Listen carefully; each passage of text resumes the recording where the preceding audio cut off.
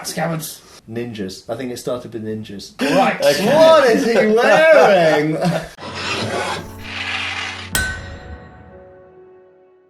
Hi, it's Todd from Todd's Workshop here, and today I've got a couple of mates, Matt and Alexander, and we are going to watch a film. And you're going to watch us watching a film, or you're going to turn off now. I don't know, it's up to you. So Alexander does what we're going to see now on the 13th Warrior, stage combat and screen combat. Matt does real combat, if you like, which is real weapons, trying to work out how to really use them. I make real swords and prop swords, so I'm the one in the middle. I've seen it a couple of times, many, many moons ago, yeah. I've seen it loads of times. Alexander? I can't remember ever watching it. So we're going to press play, and here we go. Come along for the journey. You want to pause? Right. Run away, it's the Mongols. Ah, it's the Vikings. But okay, so you both scoffed when the longboat came in. Well, so as a history geek, I'm now confused about when this is supposed to be, because they're talking about Tartars, so I'm thinking about 13th century, and now there's some Vikings come round the corner. Okay, the Tartars not around at that point. Well, Tartars are more of a 13th, 14th century description for what would have been Mongols. Okay, we are only 2 minutes and 45 seconds. This is one of the moments when there is a little bit of historical accuracy. Vikings are traders. They killed the odd person and all that kind of stuff, a bit bad press. But fundamentally, they were out there to make money, however they could make it. And so the learning of languages, I don't know that for a fact, but I'm pretty sure that there would be quite a spread of languages amongst the Viking crew, because it's in their interest to know them. And so I think they've tried a bit of Arabic, they've done a bit of Greek. I actually love the way that languages are dealt with in this, and so often when you watch movies or TV shows, everyone just speaks English, usually American English, and language is never considered. But this movie is one of those few ones that genuinely considers the subject of communication between different groups of people. Matt, you were talking about fires in the tent. Yeah, very close to the top of that tent, which seems foolhardy. Well, they're always burning torches on the outside and inside of everything in movies. Because they don't have electric light bulbs. Yeah, to light it. Yeah, they've got to light it. Yeah. Come on, Matt.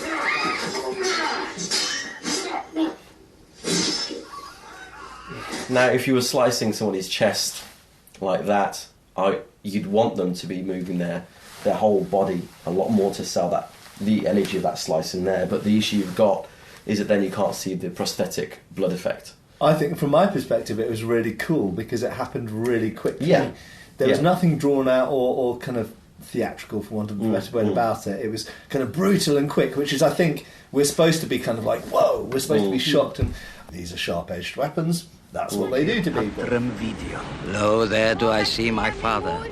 Lo, there do I see my mother, my sisters and my brothers. Sorry, just got to say, I love this little bit of poetry, whatever it is. I think that this is something that's in the original text. Yeah, I believe that the account he gives of an event later on, and this is, I think, the only written accounts we have of both a funeral and A duel. A duel. Yeah.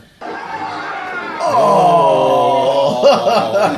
Right. Okay. What is he wearing? To me, that just made me...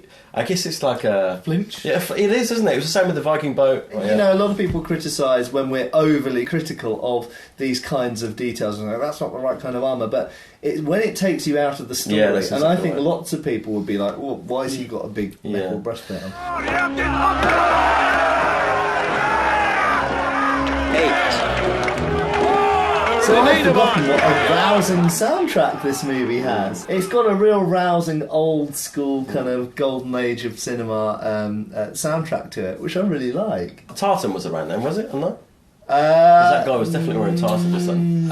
Plaid. Yeah, I think Celts had it. But then again, we don't know that person's even Norse. They could be a Irish slave, for example, which the Norse were big into Irish slaves. Backscabbards. Backscabbards and two-handed Viking swords within 3 seconds of each other. I know, and not even just like slightly two-handed. That is a really, really long. I mean, that'd be long grip for a long sword. The director wants, they want people drawing it from the back because it looks cool, and again, it's they're all cool. So many video games and ninjas. I think it started with ninjas. It was the 1980s. Everything went ninja crazy. They've all got their sword on their back. With 13 minutes in. Yeah. This is not going well.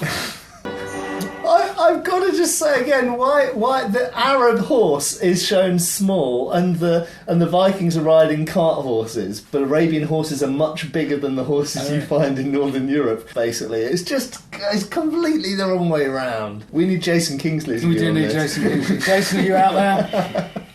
So we're seeing quite a lot of swords, we're seeing quite a lot of armour. Sorry, Matt, we have made it 40 seconds. 40 Okay, seconds. but I'm just going to say this once. Helmets and shields. Where are they? Where are the helmets and shields? No. Now, helmets I can excuse, perhaps. No, you can't, because you haven't seen them yet. We can find some geese. So then he says, do not foretell meanwhile. I just want to say that's really for I will clever. get how to they're know doing that. supper when This is the one scene that I remember being superb. Like, better done than any other movie I can think of. Yeah. A person learning a language. And, you know, obviously he's not a normal person. He's supposed to be exceptional in linguistic terms.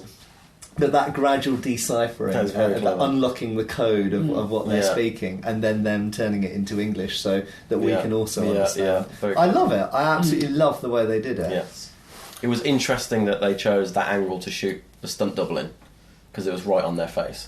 So you could see it was the stunt double. Oh, really? I wasn't looking. Yeah. See, that's interesting, is that you couldn't see it. So that's kind of a blooper then, isn't it? Oh my god! Oh my god! Where the hell did he get a gladiator's helmet from? That's a Murmilo, I think, isn't it? Helmet. Tourist travels. Anyway. But like, so It could be an antique, I suppose. I was just It could literally be- going to say that. Yeah. To argue about it, you could say, well, you know, do they exist now? Yeah. Yeah, I mean, they Right. survived. Maybe Yeah. he visited Pompeii. Well, and I dug probably one saw up. it, thought it was really cool. I was like, I'm going to wear that. No one else has this. So it's bronze, so it won't rust on long sea journeys. Well, there we are. Look, we just argued. for Roman it. tech. What? That looks cool. Cool fantasy armor. He's got Looks like besigues and pauldrons and a full breastplate. That's basically 15th century technology, isn't it, here? So we're like 500 years out, half a millennium out. But it's got fur on, so it's Viking. Back's covered. It's good. Okay, so he jumped off his horse with his bow fully slung over his shoulders. So the first thing is you wouldn't leave your bow fully strung, simply because it's going to lose its power. Yeah. But the other thing actually is if you do sling a bow over your shoulder with a string on it, actually it just keeps sliding down, and it ends up with the bottom just dragging on the ground. It's just unmanageable. Or with a powerful bow, it's extremely painful. Yeah, that's. Are we all looking at the Morian? And Yeah. So we've got Conquistador Viking Knights. Roman Conquistador Roman, gladiators. yeah, exactly. We've covered a full kind of 1600-year period. Yeah. So one of them has actually kind of got a Viking-ish helmet, although it seems to be a visor rather than a fixed. Okay, faceplate. yeah, and it's got a crest down the middle. But, but the visor that came down looked like a visor, a Viking spectacle. Exactly, spectacle helmet. But I think it's very clear at this point what they wanted to do is have everybody have a different look. Yeah. Completely, instead of all looking the same. But what it's meant is it looks very... It looks very all fantasy. over, yeah, It very looks all over very the place. fantasy. Yeah. Actually, I think Alexander's probably made a very good point. Is actually it's just an easy way to differentiate one character to another from another, but at the expense of 1700 years in one frame. What? I like that. I like that. That's where Riders like are right, horsehair. Yeah. I mean, it's complete fantasy, but I like the look of it. There. Oh, that's massive, that Yeah. Warhammer. It's 15th century, 14th century. Yeah. It matches the armour, at least. Yeah, that's what I was thinking. Nailed it. It came as a set with the other... Actually, here, if you're looking at all the women folk here, there's a lot of sort of fairly muted colours, but they have actually steered away from the all peasants wear brown, which is quite nice. Yeah, and I actually think the buildings in the village have a pretty good look. He looks so strange. Do you know, he reminds me of the Hawkmen in Flash Gordon. Yeah. So he so looks like somebody out of a glam rock band like Kiss or something like that. Do you know what? I kind of love that outfit. I would love to have that and go to a party in that. I think it looks awesome. I mean, it looks incredibly silly, but awesome at the same time. Don't step in front of me. Now he cares about people in front of him. Where before on the boat he didn't, did he? He was shooting those arrows all over the place. All right, yeah. I am not a warrior. that line. It's going to happen. It's fate, isn't it? Like it or not, it's coming for you. Yeah, I think it was good that they're all sleeping in the armour, but obviously they're there to fight because they know something's going to kick off. So it makes a lot of sense to obviously just sleep in your armour. I mean, is that something that you think might happen? Well, we know it was done historically, yeah. No, Amazing. I mean, the obvious example I can think of is Agincourt campaign where they were told to keep their armour on unusually. Yeah. So, can I? So that was interesting because Evan basically. I was just going to say, that's fine. For using like a Viking or a sword, a lot of people go, "Oh, what is he doing?" It's like he's using it like a fencing foil. Yeah. But he's not really supposed to He's know not what he's exactly. He's He's doing not. with it. He's gauging what's happening. You know, he doesn't want to be there. He's already said that he doesn't finds want this too heavy, this sword. Yeah. So presumably, therefore, he's Yeah. going to find it difficult to swing. Yeah, absolutely. So prodding and poking, and he doesn't know what or who he's being attacked. Yeah, so what's great about that is that they're actually showing that people get tired fighting. And I think that's pretty important. Yeah. That's a really good point, yeah. And also the fact that they're, fearless Vikings, but they're very clearly scared. Yeah, And I think human. they have portrayed that well, because they don't really understand what on earth has just happened and what they've just fought, and they've lost at least one of their team. So I love this though. I love a fortification montage. Yeah. You're getting Conan the Barbarian. Yeah. You're Oh my getting God, Seven absolutely. Samurai. Absolutely. Everyone loves it, don't you? It's like, right, Yeah. we've Battles taken a about bit to of come. kicking, but we're going to come back. Yeah. We need to fortify. We're going to be ready for them this time. Oh no! I mean that gives me a major inferiority complex, seeing him just with one blow hand, clean one hand. straight through a log like that thick. Yeah. It's like, oh man, Yeah. I need to get practicing. Yeah. Sword's good, Yeah. but they're not that good. The reason I'm stopping here, the only account of a judicial duel, Viking judicial duel we have, is from this guy Eben, is that they issue, or you're allowed to have 3 shields. But if you have a single fight and you're expected, or there is quite a distinct possibility that you'll go through 3 shields in that single fight, it shows that they're essentially disposable items. They're just not long-lived. One of the things I'm always going on about with shields is if you make them so tough that nothing can get through them, you can't lift them, can't move them. There's some suggestion that weapons getting stuck in a shield wasn't always seen as a bad thing, because if the opponent's sword or spear or whatever, javelin, gets stuck in your shield, then their weapon's stuck in your shield. Yeah, then you're back. Yeah. So I do have to mention this. His first attack was straight to the shield. I mean, One of the unless weapons. he's trying to play to the rule and he's trying to smash the second shield and then the third shield, almost a way of dominating it. So I'm going to smash through all your I shields. think you're being charitable, Matt. Yeah, I know. We switched. You don't know how many times they did that fight. But also, realistically, they are breaking shields here. Armoury department will only have so many shields that they can trash. Like So what do you think they would have been made of then for the film? I would have thought they'd be wooden shields. Balsa wood or something. I think that'll probably be balsa wood, might be biscuit foam. When I make shields now, because I do ones for, like that one in fact, for Witcher or whatever, what we've got there is actually 2 layers of 3mm cardboard bonded together over a former, 10mm of plastozote foams, and then canvas over the top of that. The idea being with that is that if you fall on it, you can't get a splinter you can get off that. So even though we go balsa wood and think, oh, it's rubbish, actually it can still misbehave. For The sure. other thing, I mean, the guy giving these attacks, the guy dominating the big guy, is supposed to be less skilled and more of a brute. And he's just swinging for the fences. He's not got any discernible technique. So I think obviously what we're seeing this setup is that about how you make somebody else look good is you make them get dominated first, and then the reveal is that actually they win at the end. I feel like they're doing all the right things to keep me engaged and to root for these characters. So a detail, for some reason, I've only just noticed about these shields is they're not boss gripped. So they're in the style of good point. They're in the style of a boss grip shield, but they've got straps, they've got ennards, which is, of course, for this style of shield, completely wrong. Well, I think as we've established, the shield is round, and that's where it ends. Which in fairness is better than some other Viking representations in other. I've got to say it, the universal. Okay, we're going to start the fight. Let's tap the sword on the shield. You have to do it. It's one of these checklists that you have to do. I think it's quite. I think it's quite a natural thing to do. Yeah. In the film Zulu, I was just going to say, Zulu yeah. the Ikluwa rather than the Assegai. Right. Ikluwa on the back of the shield, and that was actual Zulus doing it, so you can't say that's wrong because that was obviously part of their traditional. I think it's quite a natural thing, banging a weapon on a shield. Absolutely. Is that a male coat? Yeah, male shirt. And I know when you're shooting heavy crossbows or something like that, you might have a bit of disdain for a male shirt, but you think of a male shirt against normal hand weapons, cuts and Keeps thrusts. it in one piece. Yeah. So, yeah, great. He's far more likely to survive now. This is true. Thank goodness for that. Than his shirt. Never watch a film with us. Takes a very long time. Yeah.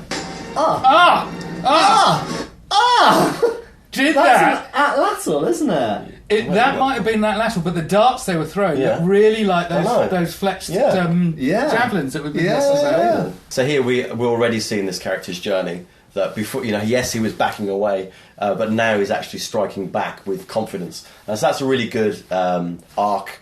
I don't know if it finishes arc yet, but we're already seeing this character be quite confident with fighting now. I also like the detail that he threw, was it a quiver of arrows? His left hand, and he threw that in the thing's face. And again, that's something we see in treatises, the famous ones from Talhofer, where the person throws their hat in the person's face and then stabs them. Yeah, why wouldn't you? Absolutely. And I must say, the horse stunts are quite cool, actually. They're getting hit by arrows, falling in the water, it's all the classic stuff that you want to tick. And to film this at night as well. Oh, the amount of night shoots is what it's taken. Some bits of it are a bit difficult to see. I agree. Yeah, I do agree some bits are difficult, but it is exciting, and I'm enjoying watching it. Yeah, so it looks like they're actually shooting arrows into his chest there. It looks like they've got either an air gun or something that is shooting them. You couldn't do that safely. You could have really low-powered stuff. Great. If that goes in his eye... And it's the actor doing it. I think you can see that it's the actual actor. But then there were different... it's a different time. I don't know where they were filming. I mean, they may have had different regulations. Yeah. So I know I'd learned archery from a guy who was a stunt archer on a lot of films in the 50s and 60s. And so Richard Todd, the actual actor, looks around the tree and then an arrow thunks into the tree and he ducks back behind it. That's not good. But they were shooting a real arrow into a tree next to Richard Todd's head. Yeah, that is crazy. That's absolutely Times change. All the scabbards are leather. Yes, it still made that shing. Not only that, and a wet leather scabbard underwater, it still goes swing. Dagger in the mouth. That's another tick box. Daggers in the mouth. That's full constant commando, isn't it? They're now the SBS, I think. They are. A double-sided dagger is always going to cut the edge of your mouth. Is there a military origin? What is the origin? Where? Why? How? Presumably they would have been in a sheath, a scabbard or whatever up until this point. So I don't know why they then land in the water and then take it out of the water to put it in the mouth. Unless they want it there to use quickly, but... I guess I've never really questioned it much because it's just one of those things that's always been there in movies. But maybe it's something to do with swimming. So you need both your hands free to swim, but you don't want your weapon to be underwater because it might fall out. Also, why wouldn't you put the handle in your mouth rather than the blade? Good point. Knife mouth logistics. New study. Do a PhD on it someday.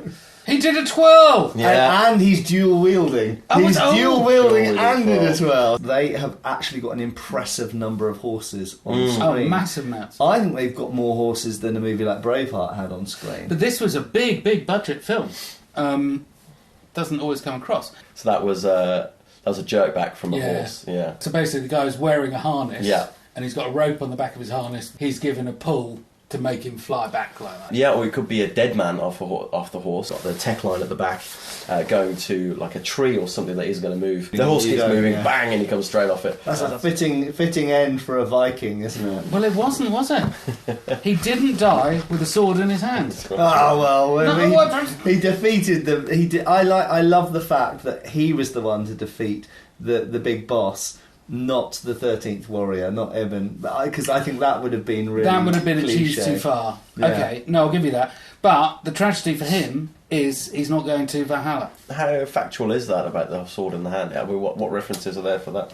I think it's solid. I don't know. I don't know. Because that's what was heard. I'm not sure if there's any period source for that. That doesn't mean it's not out there. It just means I'm not certain that there's a period source. So you got some research for your some research. Guys, I think that's a really nice replica of a period longboat as well, and I wonder if that's actually one of the replicas. If they borrowed one of the replicas.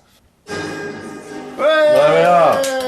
And that's it. We're done. So, thank you very much. Do you know what? That movie was... I remembered it being fun, but that was better than I remembered it. Oh, really? Yeah. So, okay, you were a 13th Warrior virgin. Yeah. Well, not anymore. Yeah. No, I actually really enjoyed it. I did. I mean, what about those two blokes who kept on... Oh, no, it was great. No, it was good. But no, I thought particularly the horse stuff was pretty cool. And I think that us history geeks, if they had just made a little bit more effort with the correctness of the weapons and armour, I think that film would be widely praised. For me, all the fights told the story. They're all character. They looked like they're all character driven. For me, one of the things I particularly love about that film, and it is a trivial thing in a way, but is that Ibn's character was a real person. The way he was woven into the story, I have a feeling he never went north to fight cavemen, but the whole way it was woven into the story, I really like that. I think that's are we all great. done? Yeah, So I think 13th Warrior. Hey, it's a thumbs up from me. I'd go see it. I think it's great. I hope you this just is... did. Yeah, that's it. So I don't know how many of you made it to the end. Yeah, but, 13th Warrior, we loved it. Yeah. Loved it. Yeah, absolutely. Great. Yeah. And we have very successfully been those guys in the background. So anyway, thank you very much and good night.